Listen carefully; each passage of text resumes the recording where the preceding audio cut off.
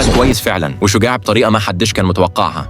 قدر يقف ورا العدو ويعطلهم كفاية علشان يحمي اللي حواليه، ولولا وقفته دي كانت الوقعة هتبقى مأساوية وصعبة على الكل. شياوشو كان فاكر إنه خلاص تخلص من الخطر وإن المطاردة انتهت، لكن المفاجأة إنهم قابلوا المجموعة قدامهم في نص الشارع فجأة. الخوف مسك قلبه فجرى من غير تفكير ولا حتى بصة وراه. المجموعة كانت وراهم فوراً، والمرة دي كانوا مستعملين كل قدراتهم الخاصة اللي بتخليهم أسرع وأقوى. شياوشو واللي معاه نطوا في حارة ضيقة أملاً إنهم يضيعوا وسط الطرق. العدو كان خلاص على وشك يمسكهم. شياوشو اندمج وسط الزحمة بسرعة جنونية، بيحاول بأي طريقة يخلص من المطاردين اللي بتقودهم البنت صاحبة الشعر الأحمر دي. حتى طلعت تليفونها وبدأت تاخد صور وهي بتجري. لكن اللي ما تعرفوش هو سرعة شياوشو غير العادية.